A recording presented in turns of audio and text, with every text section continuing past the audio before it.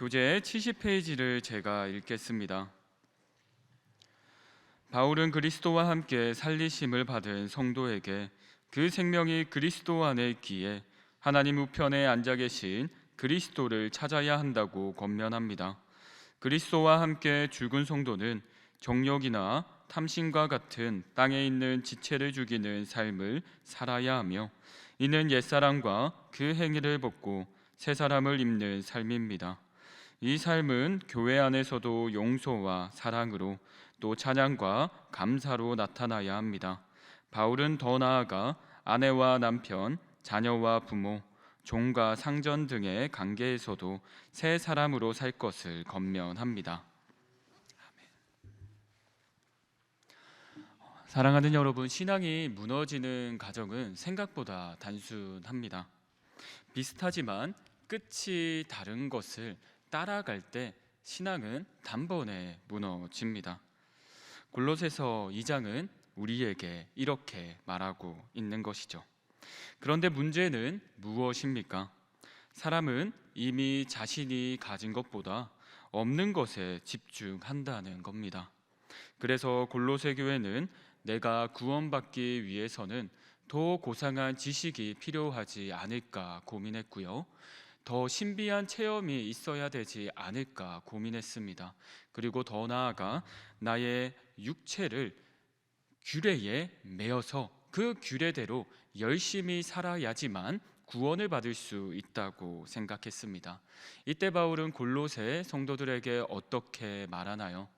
너희가 기억해야 할 것은 단 한 가지이다. 너희가 누구에게로 뿌리를 내려야 한다라고 말하죠. 바로 그리스도에게만 뿌리를 내리라 라고 말하고 있습니다. 여기까지가 우리가 어제 살펴보았던 2장의 말씀입니다. 이제 바울은 3장의 말씀을 통해서 그리스도로 충만하여 구원받은 우리가 어떻게 살아야 하는지를 말씀해 주는데요. 우리 3장 1절의 말씀을 살펴보도록 하겠습니다. 3장 1절을 보면 이렇게 시작합니다. 그러므로 너희가 그리스도와 함께 다시 살리심을 받았으면 위의 것을 찾으라. 여기서 그러므로가 중요한데요. 이것은 2장의 결론이 3장의 시작이라는 것을 말해 줍니다. 이 찾으라라는 단어는 현재 명령형으로 한 번만 찾으라는 것이 아니라 계속해서 찾으라라고 말하고 있는 것입니다. 구원받은 너 그리스도인아, 너희가 이제는 어떻게 살아야 하느냐? 바로 땅의 것을 찾는 것이 아니라 위의 것을 찾으며 계속해서 살아가야 한다라고 말하고 있습니다.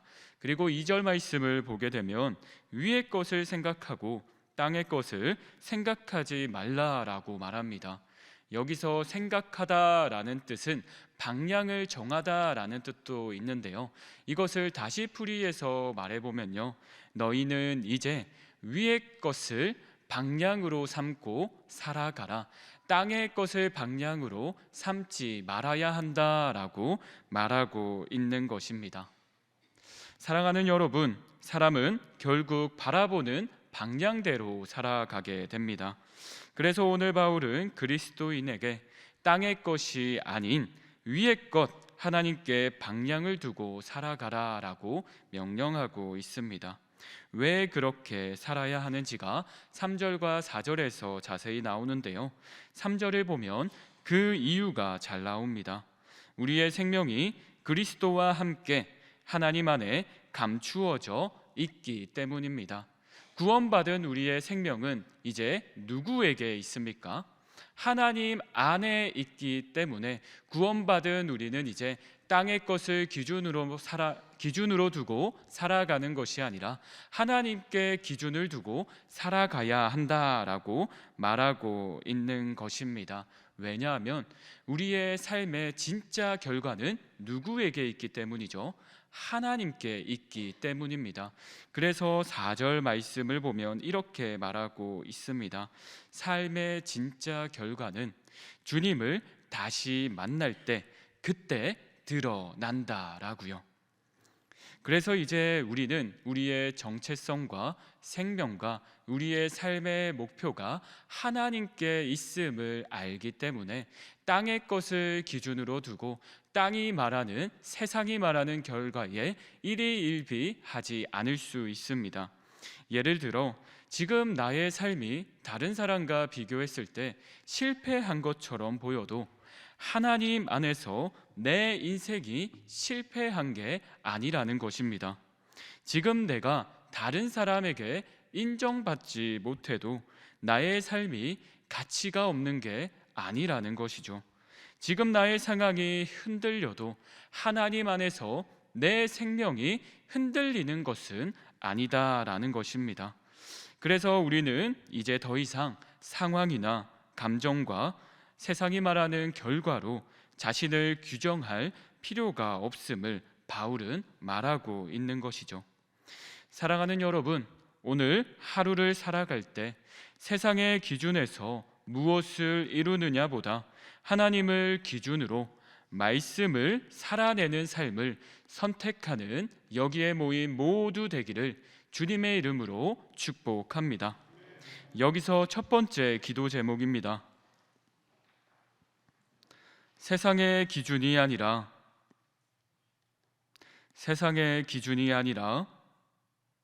하나님의 기준으로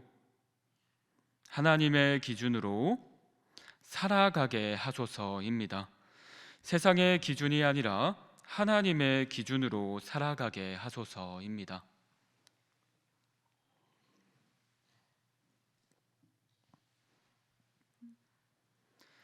이제 바울은 삶의 방향을 말하고 나서 삶의 영역으로 들어갑니다. 5절을 함께 읽겠습니다. 그러므로 땅에 있는 지체를 죽이라. 곧 음란과 부정과 사욕과 악한 정욕과 탐심이니 탐심은 우상 숭배니라. 아멘. 바울은 하나님께로 삶의 방향을 정한 고린도 성도들에게 말하고 있습니다. 무엇을 죽이라 라고요? 음란과 더러운 것과 정욕과 악한 욕망과 탐심을 죽여야 한다라고 말하고 있습니다. 그리고 탐심은 우상 숭배라고 하는데요. 이것은 하나님보다 일상의 모든 것들이 앞설 때 이것들이 우상 숭배가 된다라고 말하고 있는 것입니다. 그리고 이것은 죄라고 말하고 있는 것이죠. 바울은 이 모든 것을 끊어야 한다고 말하는데요. 그리고 이어서 8절과 9절에서 죄의 목록이 관계의 죄로 확장되는 것을 볼 수 있습니다. 우리 8절과 9절을 보시면 어떤 죄가 등장하나요? 분노와 악의와 비방과 부끄러운 말과 거짓말입니다. 이것은 우리에게 말해주는 것이 있습니다. 죄는 마음속에서만 머무는 게 아니라 우리의 삶 속에서 나타난다라는 것입니다. 우리가 악의를 품게 되면 그 사람을 미워하게 되고 그 사람에게 해코지를 하게 된다라는 것입니다. 그리고 우리는 우리 자신을 더 내세우면서 더 괜찮은 사람으로 보이기 위해서 다른 사람에게 거짓말도 하게 된다라는 것이죠. 여기서 중요한 핵심이 있습니다. 여러분, 이 모든 것들은 우리가 나의 힘으로 애쓰는 게 아니다라는 것입니다. 우리는 이미 변화받았기 때문에 그리스도와 함께 동행하고 있습니다. 이렇게 살아갈 능력을 누가 주실까요? 바로 하나님, 내 안에 계신 성령님이 능력을 주신다라는 것입니다. 그렇기 때문에 이제 우리는 죄의 사슬을 끊고 하나님의 방향으로 살아가야 한다라고 말씀하고 있는 것이죠. 그런데 바울은 단순히 죄를 끊어야 한다라고만 말하는 것이 아니라 이제는 우리가 그리스도인이 되었기 때문에 하나님이 좋아하시는 말과 행동과 생각을 해야 한다라고 말하고 있는데요. 우리 12절 말씀을 함께 읽도록 하겠습니다. 그러므로 너희는 하나님이 택하사 거룩하고 사랑받는 자처럼 긍휼과 자비와 겸손과 온유와 오래 참음을 옷 입고. 아멘. 여기서 순서를 주목해야 합니다. 우리의 구원받은 정체성이 먼저이고요. 그 다음이 성품과 행동입니다. 바울은 새 사람으로 어떤 옷을 입으라고 말하나요? 긍휼, 자비, 겸손, 온유, 오래 참음을 입으라고 말합니다. 그리고 13절에 서로 용납하고 서로 용서하라라고 말합니다. 그리고 14절에 이 모든 것 위에 무엇을 더하라고요? 사랑을 더하라라고 말하고 있습니다. 여러분 5절부터 14절까지 무엇을 말하고 있습니까? 옛사람의 속성을 끊고 이제는 새 사람으로 살아가야 한다라고 말하고 있습니다. 사랑하는 여러분, 신앙은 단순히 나쁜 것을 안 하는 것이 아닙니다. 죄를 끊는 것에서 끝나는 것이 아니라 반드시 새로운 삶으로 나아가야 합니다. 그리고 중요한 것은요, 이 새 사람으로 살아가는 능력, 내가 그 사람을 사랑하는 능력, 내가 그 사람을 용서하는 능력은 나에게서 나오는 것이 아니라 내 안에 있는 나와 동행하는 성령 하나님께서 주신다는 것을 기억하고 나아가는 여기에 모인 모두 되기를 주님의 이름으로 축복합니다. 여기서 두 번째 기도 제목입니다. 내 삶 속에서 예수 그리스도를 나타내게 하소서입니다. 내 삶 속에서 예수 그리스도를 나타내게 하소서입니다.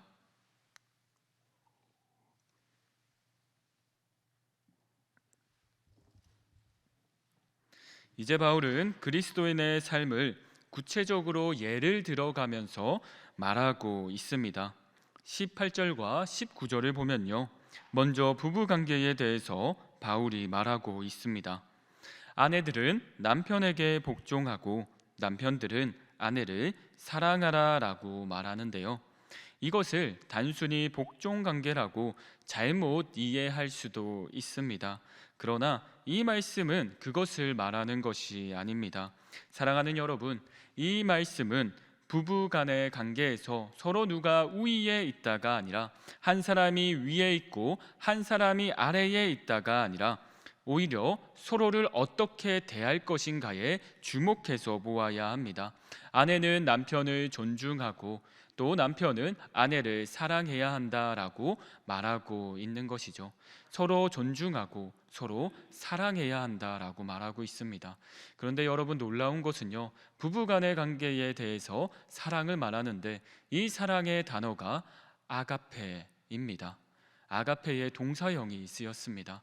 부부간의 관계에서 서로 화가 나고 정말 보기 싫을 때도 있지만 그렇게 나아가는 것이 아니라 하나님이 우리를 아낌없이 사랑하시든 우리의 남편, 우리의 아내가 나의 심기를 건드리고 나를 화나게 할지라도 끝까지 포기하지 않고 사랑해야 한다라고 말하고 있습니다.